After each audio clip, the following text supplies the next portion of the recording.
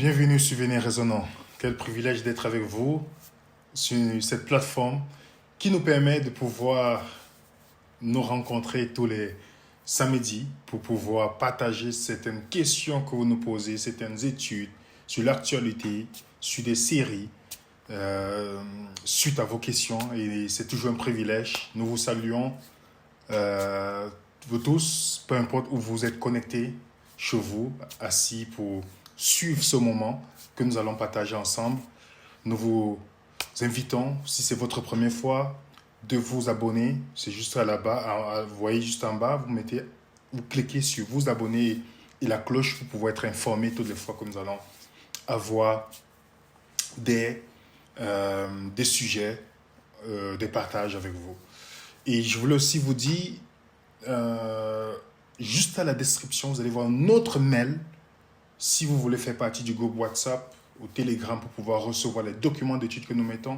N'hésitez pas. Et nous vous invitons aussi. Vous allez remarquer, il y a certaines vidéos qui ne sont plus sur la chaîne parce que vous savez, avec tout ce qui se passe aujourd'hui, les panoramas prophétiques que nous avons fait durant le moment du Covid intense l'année passée, il y a beaucoup de vidéos que vous n'allez plus trouver. Donc nous vous invitons de télécharger les vidéos parce que vous savez très bien comment ça se passe. Donc téléchargez, vous les gardez s'il y a des questions. Notre email qui est là juste en bas. Ce mercredi qui vient, par la grâce de Dieu, nous allons voir questions-réponses où nous allons prendre toutes vos questions. Donc commencez si vous avez des questions sur quelque chose que vous avez regardé, une vidéo que vous avez regardée, une chose que vous n'avez pas comprise. Nous vous donnons rendez-vous mercredi de cette semaine, de la semaine qui va commencer à 19h30 heure de France pour répondre en direct à vos questions.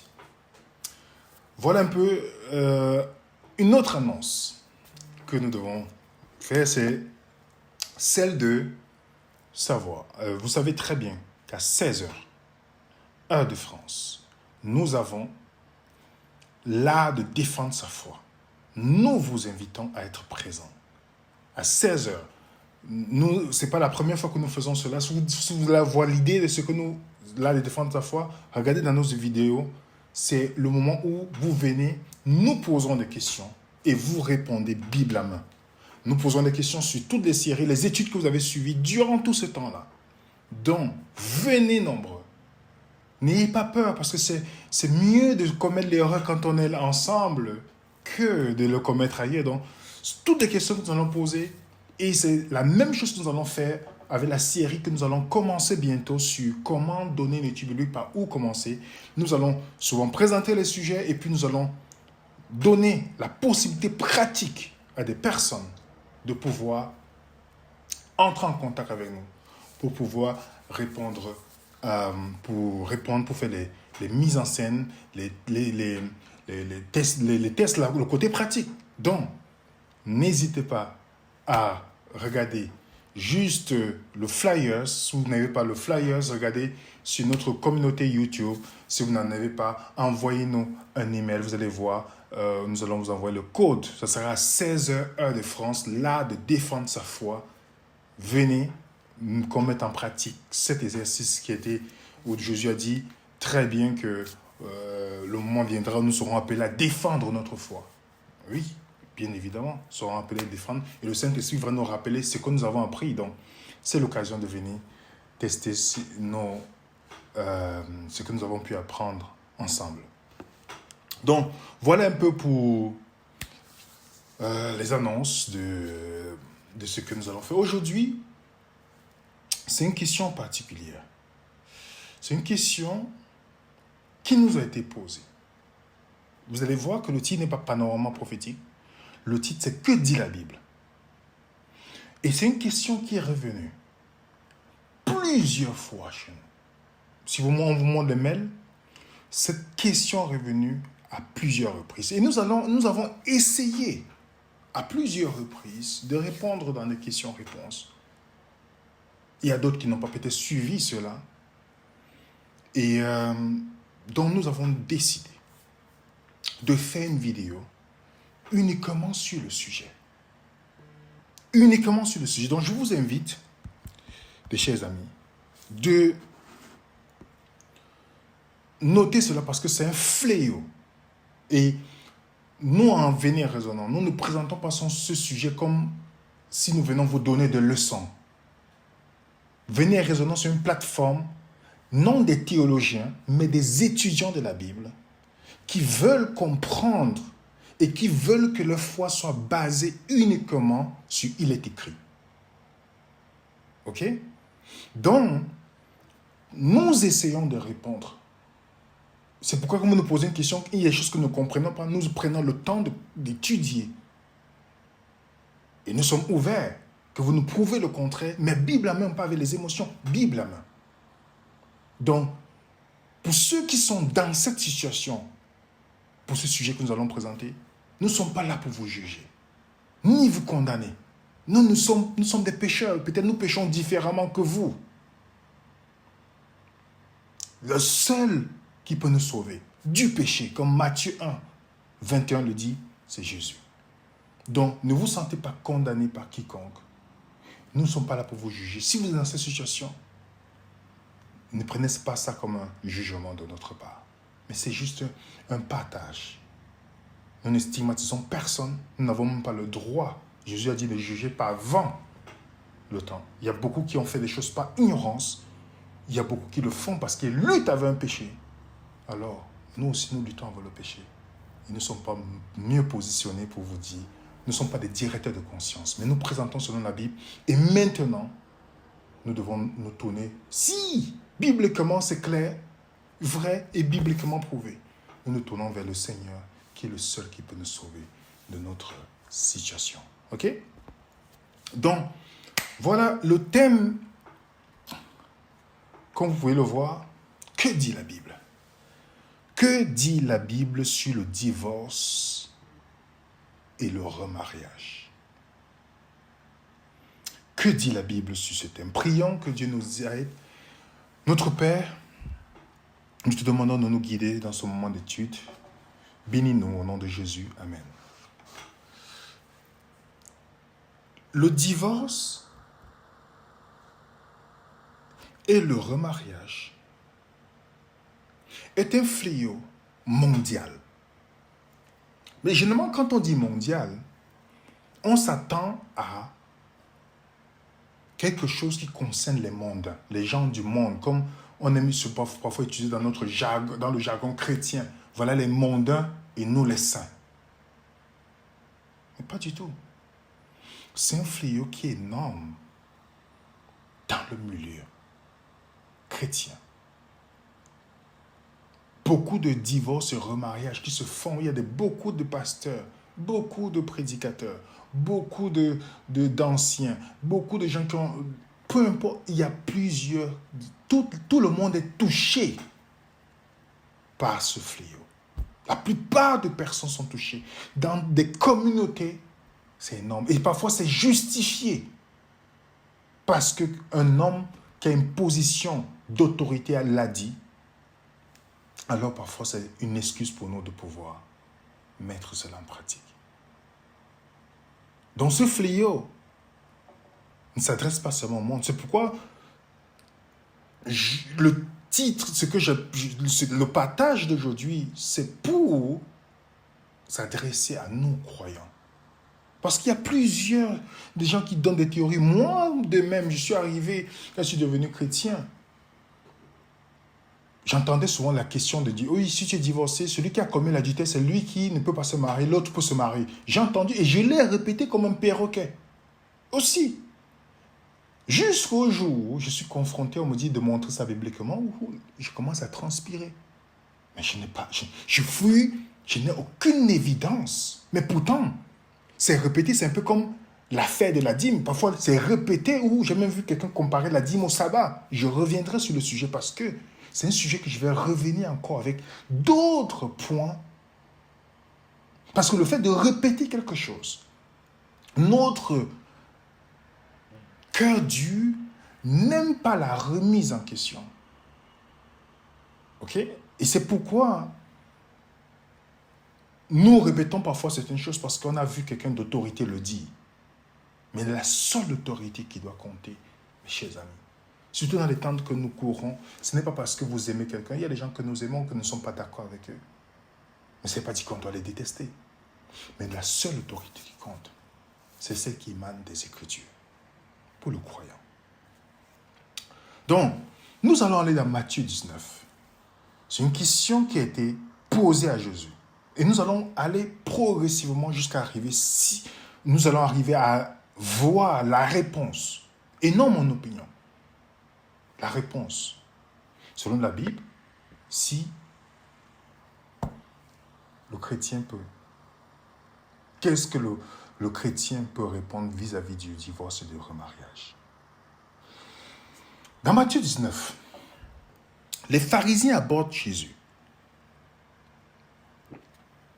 On dit, alors les pharisiens vinrent à lui pour l'éprouver et lui dit, est-il permis à un homme de répudier sa femme pour quelque cause que ce soit? Il répondit, n'avez-vous pas lu que celui qui les a faits dès le commencement fit l'homme et la femme? Dit-il, à cause de cela, l'homme laissera son père et sa mère, se rejoindra à sa femme et les deux seront qu'une seule chair. C'est pourquoi ils ne sont plus deux, mais une seule chair. Ce dont Dieu a joint, que l'homme ne le sépare point. Il lui dit, pourquoi donc Moïse a commandé de donner la lettre de divorce et de répudier sa femme? Déjà, c'est très intéressant. Regardez, les pharisiens font la même chose que les pharisiens modernes font aujourd'hui. Comme je vous ai dit, les gens qui ont pris, j'ai vu quelqu'un me donner, les gens donnaient plusieurs fois la comparaison en voulant faire comme si le sabbat et la dîme sont pareils. Oh, le sabbat c'est comme la dîme, on ne paiera pas la dîme dans le ciel. Pourtant le sabbat, nous allons le faire dans le ciel. Vous voyez comment les gens parfois veulent lier des choses qui ne tiennent pas. Et les pharisiens font pareil. Ils prennent l'écrit de Moïse et ils disent Moïse a commandé. C'est pourquoi j'ai bien souligné le point commandé. La question qu'on doit se poser, est-ce que Moïse a commandé? Est-ce que c'est un commandement de Moïse? Ça, c'est la question que nous devons nous poser. Allons vérifier. Deutéronome 24. Si un homme prend une femme, remarquez bien, Moïse conditionne. Il dit, si un homme prend une femme et l'épouse, et qu'il arrive qu'elle ne trouve pas grâce à ses yeux, parce qu'il aura trouvé en elle quelque chose de malséant, il écrira pour elle une lettre et la lui mettra dans la main et la renverra hors de sa maison. Et elle sortira de sa maison et s'en ira. Elle pourra être à un autre homme si le dernier mari la hait et qu'il lui écrive une lettre de divorce et la lui mette dans la main, la renvoie de sa maison, ou si le dernier mari qui l'avait prise pour sa femme vient à mourir. Voilà, Moïse n'a pas commandé. Moïse a juste permis quelque chose. Ils ont dit, Moïse a commandé. Nous avons vu, je vous invite, pour ceux qui n'ont pas encore vu cette vidéo, je vous invite, mes chers amis, de regarder cette vidéo sur l'accommodation, le principe d'accommodation. C'est une vidéo qui se trouve encore sur notre chaîne dans la série Dieu en procès. Où Dieu a un idéal. Nous savons qu'il y avait un idéal à la création.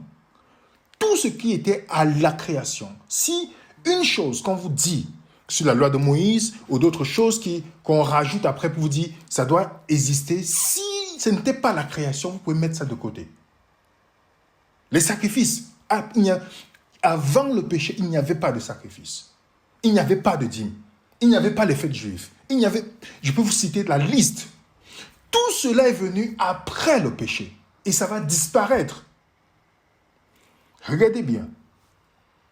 Maintenant, Dieu, dans sa bonté, s'accommode pour amener l'homme dans une transition, pour le ramener à son point idéal, à son but. C'est pourquoi vous allez voir, vous avez l'impression qu'on parle d'Éden en Éden, parce que le dernier livre d'Apocalypse, le dernier chapitre, c'est le retour en Éden.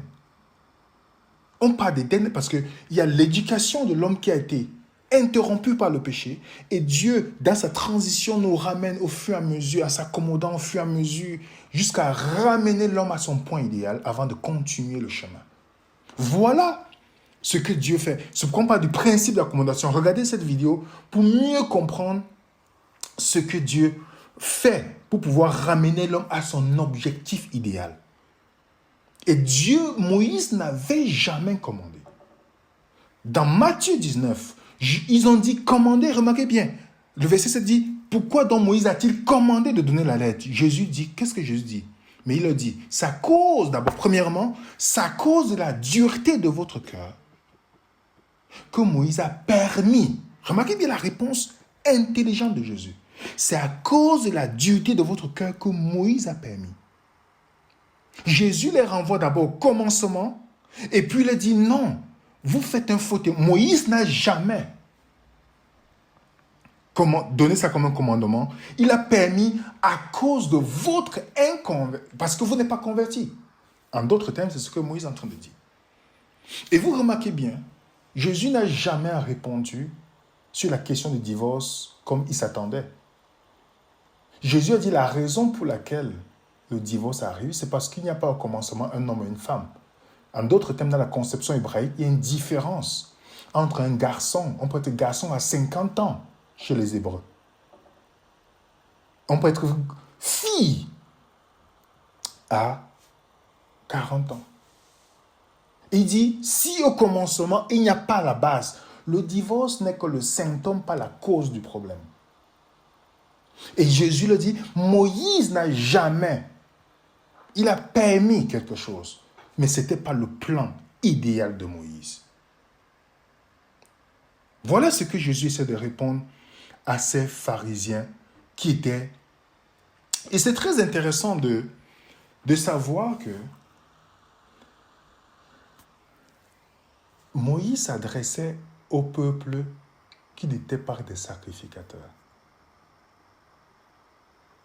Ce que nous allons essayer de bâtir ensemble maintenant, avant de répondre à la question, vous allez voir que généralement nous commettons une erreur quand nous lisons la Bible parce que nous confondons la Bible à Shakespeare. Quand on lit les livres sur la santé et tout ça, on lit comme, tu vois, des narrations du type linéaire. Non, ce n'est pas comme ça que nous devons regarder la Bible. Vous allez voir que dans Deutéronome 24, Moïse s'adresse au peuple, pas aux sacrificateurs. Parce qu'il y a une autre loi pour les sacrificateurs par rapport à ça. Comme le peuple représentait le monde inconverti, ceux qui étaient tout le temps en train de se rebeller contre Dieu, il y avait une loi pour eux. Mais pour ceux qui étaient sacrificateurs, il y avait une autre loi. Nous allons voir ensemble. À la sortie d'Égypte,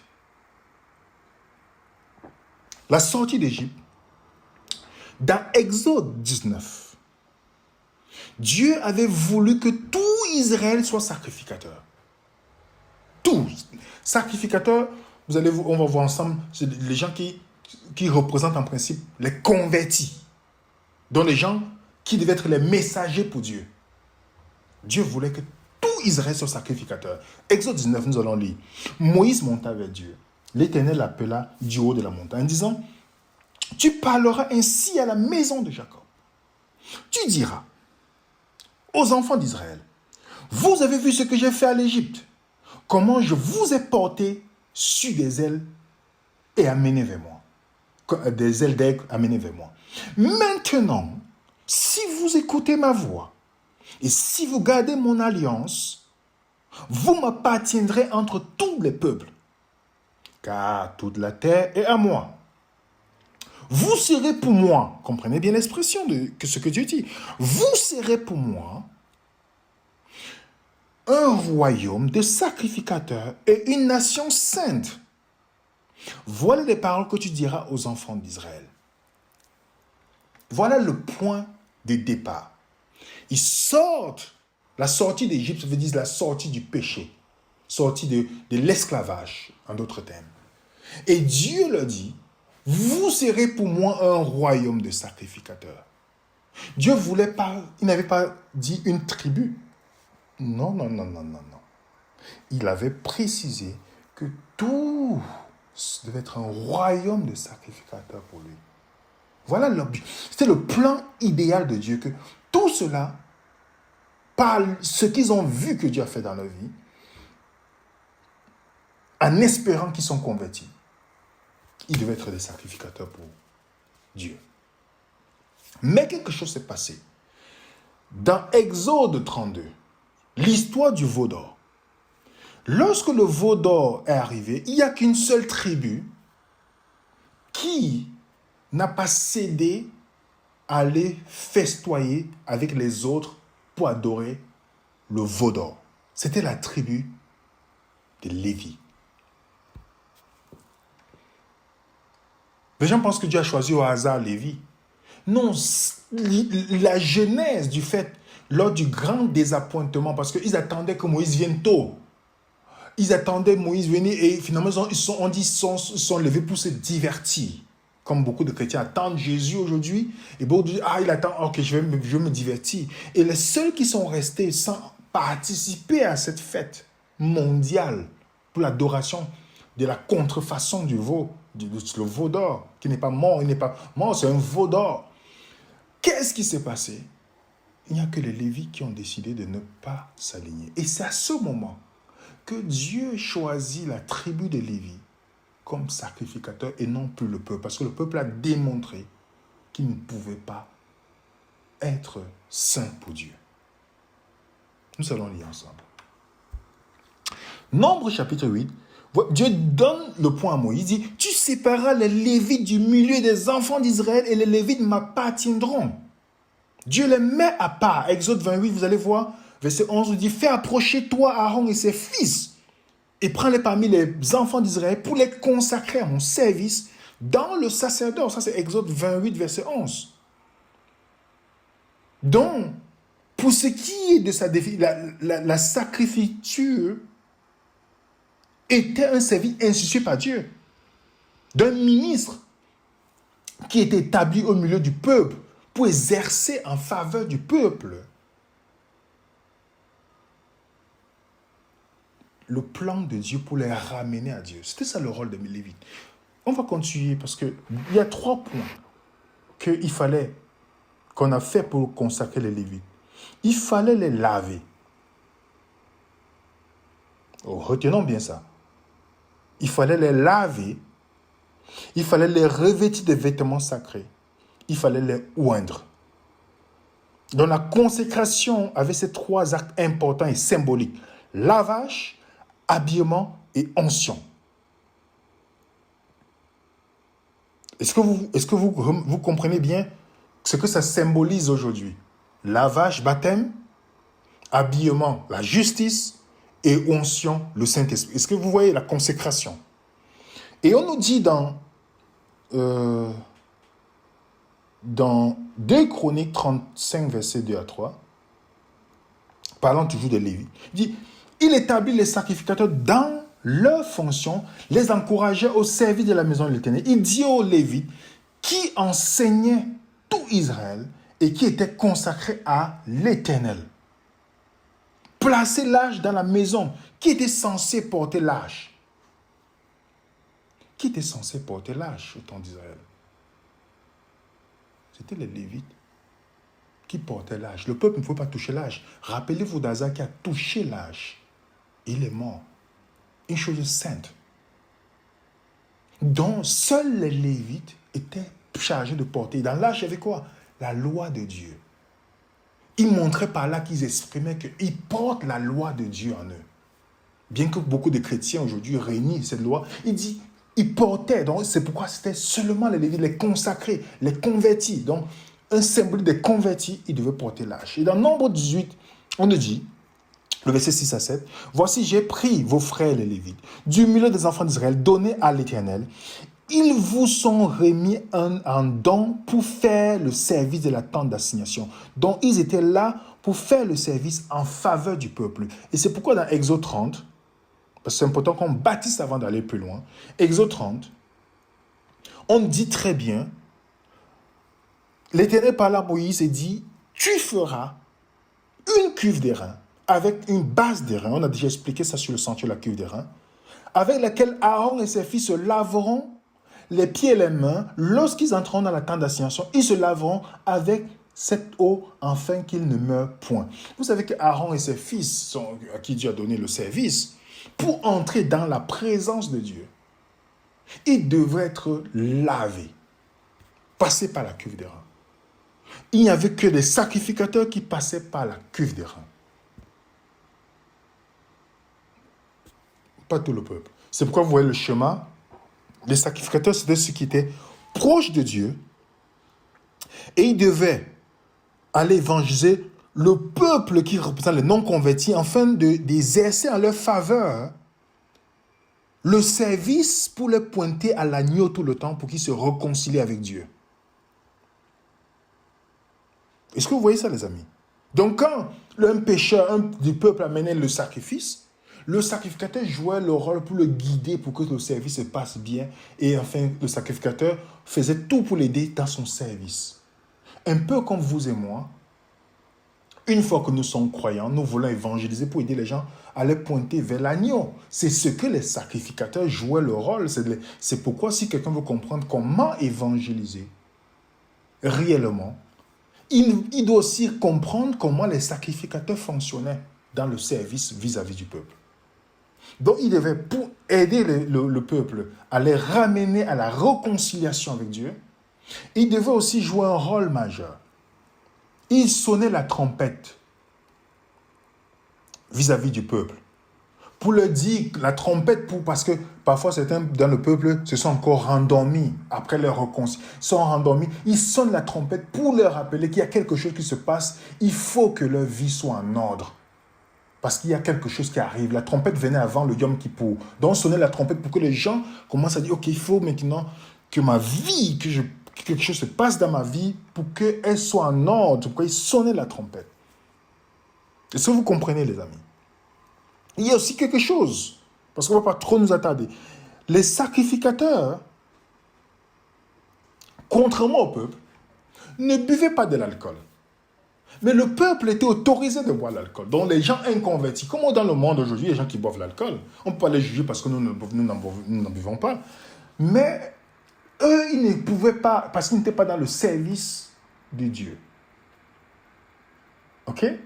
Vous allez voir par exemple, l'une des dîmes, parce qu'il y a 4 dîmes, je vous ai dit, nous allons venir avec un sujet là-dessus, les amis. Si nous partons dans Deutéronome 14, voilà ce que Dieu dit. Je vais le lire pour qu'on comprenne, parce que c'est important. Ce qu'on est en train de bâtir, ça va nous amener à notre point final. Tu lèveras la dîme de tout ce qui produira. Parce que je vais vous rappeler qu'il y avait 4 dîmes. 4. Aujourd'hui, les chrétiens partent d'une seule dîme. Il y avait 4 dîmes. Il y avait la dîme des veuves, les orphelins étrangers. Il y avait la dîme des Lévites. Il y avait la dîme de la dîme. Et il y avait la dîme personnelle. C'est-à-dire, c'est la dîme que je consommais devant Dieu. Mais comment je faisais pour consommer cette dîme devant Dieu? C'est si la distance est longue. Voilà ce que je vais lire. C'est cette dîme-là dont on parle ici, où Dieu leur autorise, il permet. Remarquez bien, comme Moïse a permis, il permet. C'est pas que c'est ce qu'il voulait pour eux, mais comme ils étaient habitués à certaines choses, il permet. OK? Tu lèveras la dîme de tout ce que tu produiras, parce que la dîme n'était pas l'argent. Il n'y a aucun texte biblique qui dit la dîme, c'est l'argent. La seule dîme qui devient argent, c'est cette dîme. Si vous lisez correctement Deutéronome 14, je vais dire, voilà ce qu'il dit. Tu mangeras devant l'Éternel, ton Dieu, dans le lieu qu'il choisira, pour y faire résider son nom. La dîme de ton blé, comprenez bien, la dîme de ton blé, pas de ton salaire, de ton argent, la dîme de ton blé, la dîme de ton mou, de ton huile, des premiers de ton gros et de ton menu de bétail, afin que tu apprennes à craindre l'Éternel toujours ton Dieu. Peut-être lorsque l'Éternel ton Dieu t'aura béni, le chemin sera-t-il trop long pour que tu puisses transporter ta dîme? Vous voyez très bien, l'argent peut transporter même 100 millions chez soi. Mais on ne peut pas transporter les troupeaux et tous les fruits et légumes, parce que ce n'est pas tout le monde qui paye la dîme en Israël. C'était seulement ceux qui avaient les terres et les animaux. Les terres et les animaux. L'offrande, c'était l'argent. Mais la dîme n'était jamais l'argent.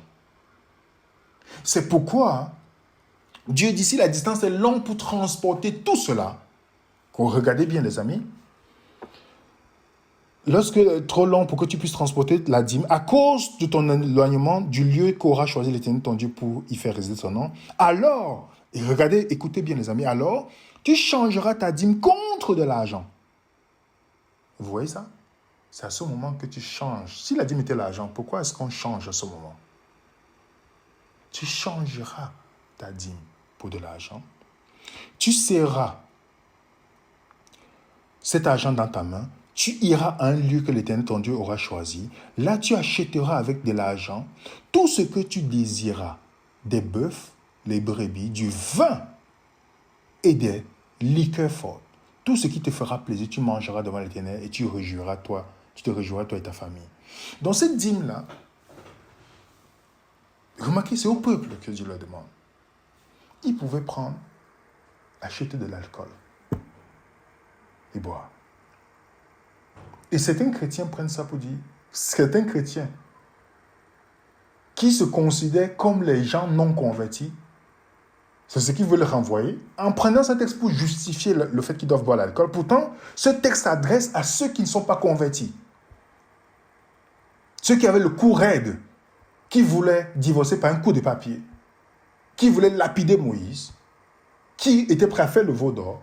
Toutes ces choses-là, c'était pour les non-convertis. Alors, comme ils ne voulaient pas se conformer, Dieu, il y a des lois qu'on fait pour permettre l'accommodation, mais ce n'était pas la volonté de Dieu. Mais ceux qui étaient considérés comme proches de Dieu, les sacrificateurs, on te dit, aucun sacrificateur ne boira ni vin lorsqu'il entrera dans le parvis. Donc, celui qui fait l'exercice ne boit pas d'alcool. Lévitique 19.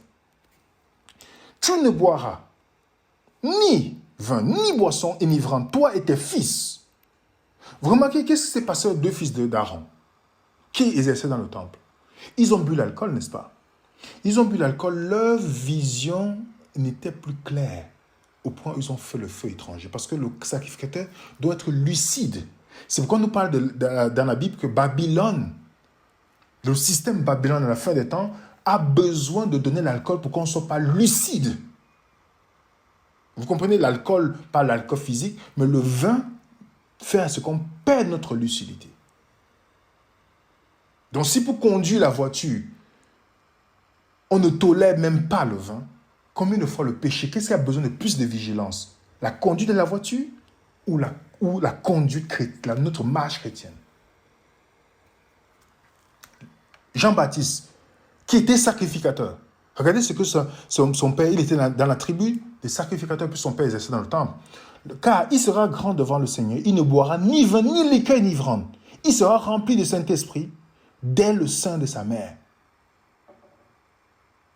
Ok? Dès le sein. On a Samson pareil, dans Juge 13, où on dit qu'il ne boira ni vin, ni liqueur forte. Quand il a bu le vin, qu'est-ce qui s'est passé dans sa vie? Catastrophe totale. Ok? Dans Ésaïe 28, Dieu dit, mais aussi ils chancellent dans le vin, les boissons fortes leur donnent des vertiges. Sacrificateurs, prophètes chancellent dans les boissons fortes. Ézéchiel 22, ces sacrificateurs violent ma loi, profanent mes sanctuaires. Ils ne distinguent pas ce qui est saint de ce qui est pur. Ils ne font pas connaître la différence entre ce qui est pur et impur. Le sacrificateur, il dit, je suis profané au milieu d'eux. Le sacrificateur avait pour but parce qu'il devait être lucide, de montrer la différence entre ce qui est pur et impur, profane et saint au peuple. Ils avaient pour but de conduire le peuple. C'est ça. Ils avaient cet objectif-là, de conduire le peuple. C'est pourquoi ils ne buvaient pas d'alcool et d'autres choses. Ce qui était permis au peuple, qui représente le monde. Si vous étudiez le sanctuaire, nous, tout ce qu'on voit au jour actuel, ça nous montre toutes ces choses. Les sacrificateurs représentaient les gens convertis et les peuples représentaient le monde qu'on devait ramener à Dieu. Alors la question qu'on doit se poser, qui sont les sacrificateurs aujourd'hui? Nous allons lire. Si vous avez accepté Jésus dans votre vie, alors voilà ce que la Bible dit. De la part de Jésus-Christ, qui est le témoin fidèle, le premier-né d'entre les morts, le prince des rois de la terre, à lui, dis-je, qui nous a aimés et nous a lavés de... Comprenez, mais le lavement de nos péchés dans son sang et nous a fait rois et sacrificateurs à Dieu. Qui sont les sacrificateurs? Tous ceux qui ont accepté Jésus dans leur vie sont des sacrificateurs. Il y a les femmes et les hommes qui avaient leurs rôles différents, mais tous sont sacrificateurs. Apocalypse 5, verset 10. Et tu nous as fait roi et sacrificateur à notre Dieu, et nous régnerons sur la terre. Il a fait de Jésus le souverain sacrificateur, et nous sommes les sacrificateurs. Nous sommes rois et sacrificateurs, parce qu'on dit Jésus est le roi des rois. Il est le roi des rois. Donc nous sommes des rois. Il est le roi de tous les rois. OK? Et il est aussi, parce que Dieu nous a fait roi et sacrificateur, et il nous fait aussi sacrificateur et roi. C'est pourquoi dans Proverbe 31, on te dit, ne livre pas ta vigueur aux femmes, tes voix, ceux qui perdent les rois. Ce n'est pas au roi les muelles, ce n'est pas au roi de boire du vin, ni au prince de rechercher les liqueurs fortes, de peur qu'en buvant, il n'oublie la loi. Vous remarquez bien, c'est une histoire qui s'est répétée plusieurs fois dans l'histoire d'Israël. Et vous savez, le vin aussi spirituel, comme littéral, ce qui est arrivé littéral, peut aussi arriver spirituel dans notre temps. 1 Pierre 2, c'est Paul qui parle à tous ceux qui sont convertis. Il dit, vous au contraire, vous êtes une race élue, un sacerdoce royal, une nation sainte, un peuple acquis, afin que vous annonciez les vertus de celui qui vous a appelé des ténèbres à son admirable lumière. Voilà l'appel que nous avons. Dieu nous a retirés des ténèbres. Il nous a ramenés dans sa lumière pour qu'on annonce les vertus. C'est pourquoi il y avait Jésus le sacrificateur, comme Aaron. Il y avait les sacrificateurs, donc il y avait le souverain sacrificateur. Il y avait les sacrificateurs qui étaient des messagers pour ramener les gens vers le grand souverain sacrificateur pour l'exercice. Et il y avait les habitants de la terre qui symbolisaient le peuple. Est-ce que vous voyez ça? Alors, je pose une question avant d'aller loin, parce que nous allons arriver à notre réponse, les amis, tantôt. Mais la question qu'on doit se poser, beaucoup de chrétiens disent qu'ils sont sacrificateurs, mais ils ne connaissent pas la signification. Comment je peux comprendre l'agneau? Pourquoi Jésus est l'agneau de Dieu sans me référer à l'agneau dans l'Ancien Testament? Première question. Comment je peux comprendre c'est quoi mon corps, le temple de Dieu? Parce que les chrétiens le disent, mon corps, le temple de Dieu, mais lorsqu'il s'agit de parler de manger du porc, ils vont dire, on mange le porc. Pourtant, il n'y avait pas des animaux impurs dans le temple. Vous voyez qu'on prend des expressions que la seule compréhension de ces expressions, c'est de retourner à l'origine. Comment comprendre le souverain sacrificateur, Jésus souverain sacrificateur, sans aller étudier le rôle du sacrificateur, ce qu'il devait faire en notre faveur? Comment comprendre la dîme sans aller à la base, quel était le rôle et qu'est-ce que la dîme? Comment je peux comprendre la circoncision du cœur dont Paul parle sans aller comprendre le rôle de la circoncision dans l'Ancien Testament? Et beaucoup de chrétiens, ils vont dire, oui, nous sommes des sacrificateurs. Mais comment je peux comprendre le rôle des sacrificateurs sans me référer à étudier ce que Dieu a donné comme l'antitype dans l'Ancien Testament, c'est-à-dire la compréhension claire. Si je veux comprendre le sanctuaire céleste, je dois comprendre le sanctuaire terrestre. Est-ce que vous voyez le lien, les amis?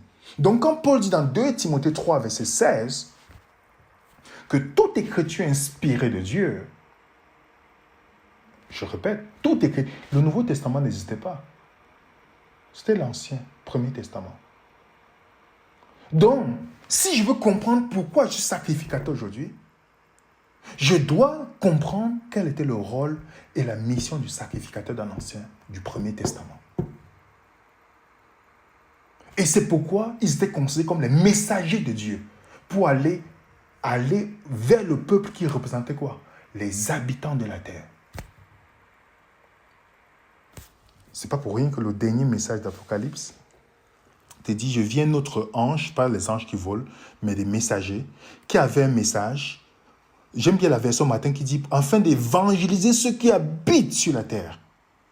Le mot messager, c'est angelos, c'est pas dire un ange qui vole, mais c'est un messager. Vous remarquez bien, il n'y a que 2 catégories. Il y a des messagers ou vous êtes habitants de la terre. C'est 2 catégories qui existent. Soit vous évangélisez, soit on vous évangélise. Soit vous êtes missionnaire, soit vous êtes un habitant de la terre. Ça, c'est les 2 catégories qui existent. Donc, les messagers, ceux qui ont un message pour aller évangéliser ceux qui n'ont pas le message. Et ceux qui n'ont pas le message représentent le peuple non converti. Mais ceux qui ont le message représentent ces sacrificateurs. J'espère qu'on est clair à ce niveau-là. Maintenant, on va aller répondre à notre question. Est-ce que les sacrificateurs étaient permis? Qu'est-ce que Dieu dit par rapport au sacrificateur sur le remariage et le divorce? C'est là que nous allons maintenant conclure. Malachie. Magnifique livre, ce livre de Malachie. Malachie est souvent cité dans des bâtiments, parfois pour faire peur aux gens. Malachie 3.10. Apportez dans ma maison les dîmes. On cite ce texte, mais Malachie ne s'adresse pas au peuple. Malachie s'adresse au sacrificateur. Et nous avons déjà étudié, nous allons revenir sur le livre de Malachie. Mais remarquez bien la mise en garde que Dieu donne par rapport au sacrificateur. Il le dit, maintenant, et vous, à vous cet ordre sacrificateur. Si vous n'écoutez pas, si vous ne prenez pas à cœur de donner gloire à mon nom, dit l'Éternel des armées, car je hais la répudiation dans le divorce.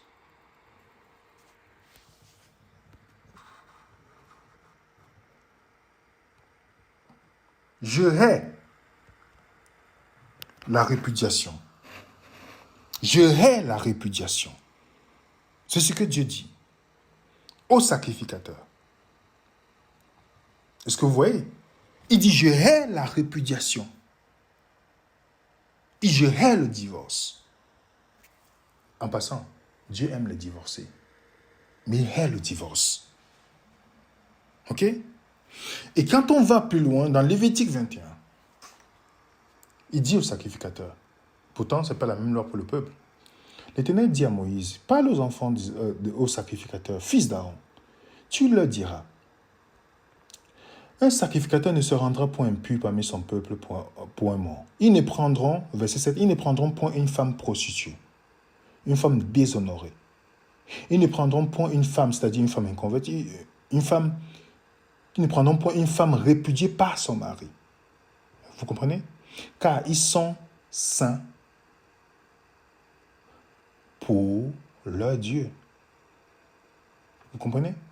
Le sacrificateur ne devait jamais prendre, je mets la référence Lévitique 21, verset 1 à 7. Le sacrificateur ne devait jamais prendre une femme répudiée, une femme prostituée, donc une femme dans le monde, tout ça. Il ne devait pas prendre une femme répudiée. Ça, c'est un point. Allons dans Ézéchiel. Aucun sacrificateur ne boira du vin lorsqu'il entrera.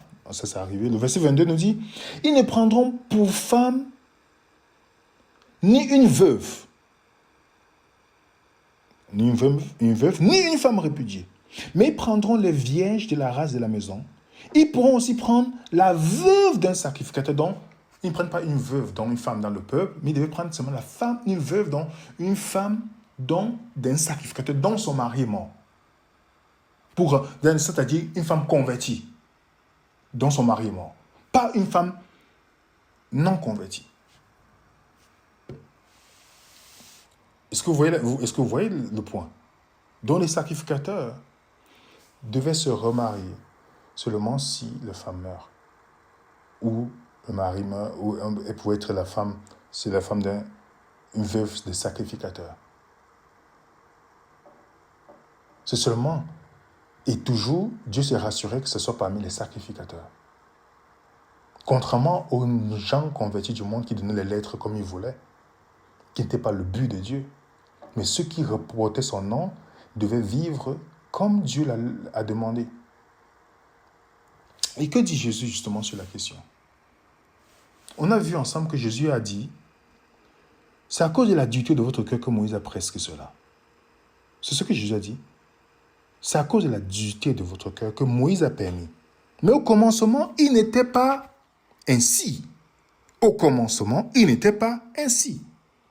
Donc, lorsqu'on parle dans Matthieu 19, toujours le verset 10, les disciples disent, si telle est donc la condition de l'homme à l'égard de la femme, il n'est pas avantageux de se marier.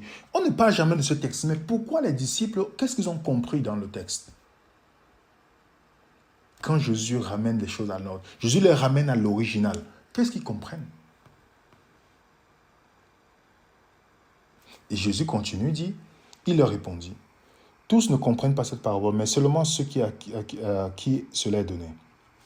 Car il y a ceux, quand il y a les eunuques qui le sont dans le ventre de la mère, il y en a qui le sont devenus par les hommes, donc à cause des situations qui vont arriver dans le monde, dans l'humanité, il y a des gens qui ne vont pas se marier. Et il y en a qui sont rendus tels eux-mêmes à cause du royaume de Dieu. Donc il y a ceux qui vont décider, je ne veux pas me marier pour le royaume de Dieu. Voilà les points que Jésus donne.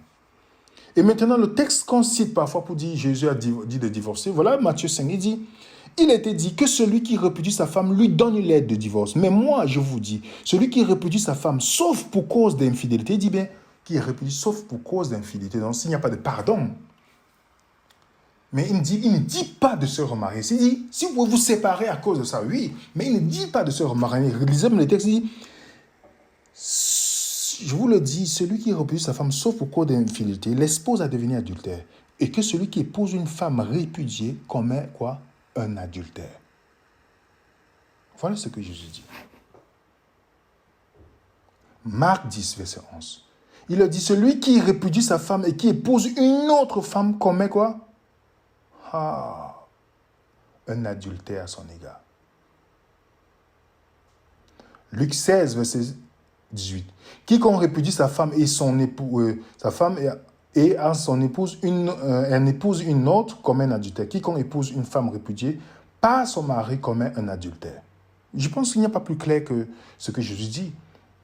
Et Paul va dans une même dynamique. À ceux qui sont mariés, j'ordonne, non pas moi, mais le Seigneur, que la femme ne se sépare point de son mari. Si elle est séparée, qu'elle demeure sans se marier. Comprenez bien l'expression. Remarquez bien ce que Paul dit ici, parce que moi j'en ai vu des remariés, anciens remariés, tous. J'ai vu, on leur donne même des positions dans les bâtiments. J'en ai vu. Si elle est séparée, qu'elle demeure sans se marier. Ok? Ou qu'elle se réconcilie avec son mari. Et le mari ne répudie point sa femme. Donc, si une femme se sépare de son mari, pour une raison, qu'elle demeure sans se marier. C'est pas moi qui le dis. Qu'elle demeure, c'est ce qu'il dit. Paul dit, il va dans la même continuité que Jésus. Et il dit, sinon elle retourne se réconcilier. 1 Corinthiens 7, 39. Une femme est liée aussi longtemps que son mari est vivant. Mais si le mari meurt, elle est libre de se marier à qui elle veut, seulement que ce soit dans le Seigneur. Donc elle est libre de se marier à qui elle veut, seulement quand son mari meurt. Romains 7, verset 2 à 3. Ainsi, une femme mariée est liée par la loi à son mari tant qu'il est vivant. Mais si le mari meurt, elle est dégagée de la loi qui l'a liée à son mari. Si donc du vivant, de son mari, elle devient la femme d'un autre homme, elle sera appelée adultère. Mais si le mari meurt, elle est affranchie de la loi, de sorte qu'elle n'est plus point adultère en devenant la femme d'un autre. Et la Bible nous dit, ne savez-vous pas que les injustes n'hériteront pas le royaume? Ne vous trompez pas. Ni les impudiques, ni les idolâtres, ni les adultères. Point, comme il dit, les cupides, les ivrognes, tout ça, n'hériteront pas le royaume. Voilà ce que Jésus donne comme réponse. Et Paul va dans la même continuité. Si nous sommes des sacrificateurs, vous remarquez bien quand Paul parle là, parce qu'il parle aux chrétiens en les considérant comme des sacrificateurs. Il parle aux chrétiens en disant, vous n'avez pas le droit de faire ça. Parce que vous êtes sacrificateur. Vous voyez ça? Vous n'avez pas. Vous remarquez bien quand Moïse permettait à ces gens inconvertis, ce n'était pas parce qu'ils étaient proches de Dieu.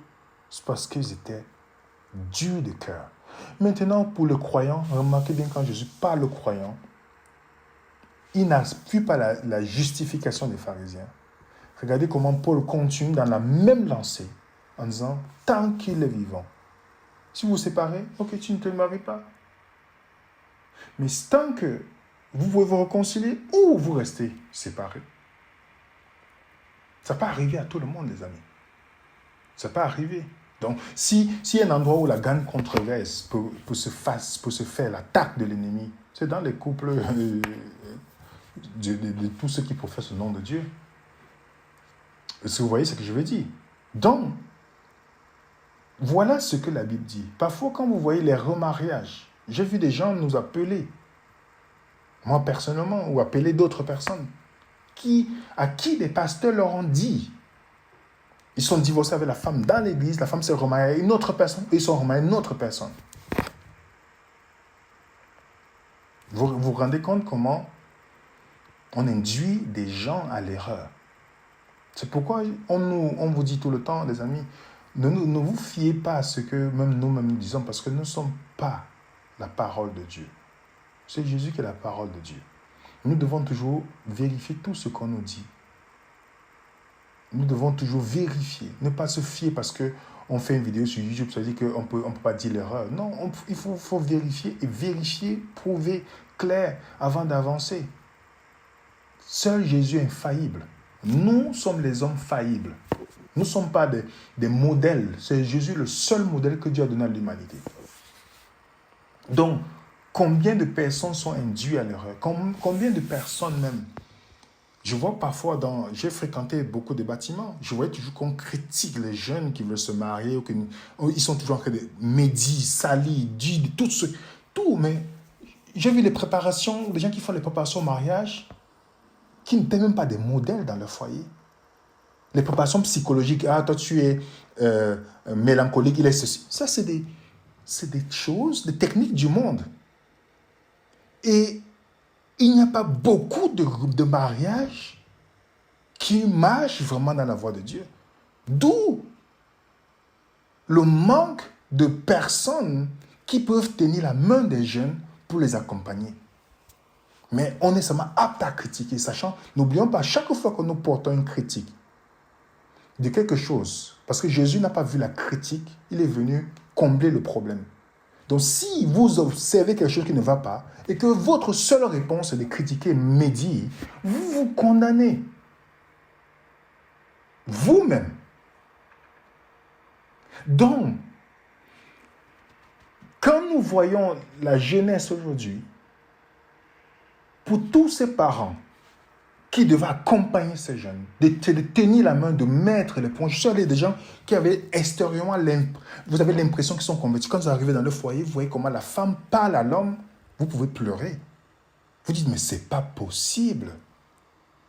Ou l'homme, comment il parle à ça. Vous dites, c'est pas possible.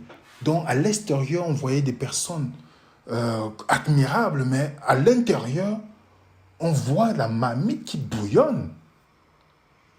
Donc, nous devons faire attention, les amis.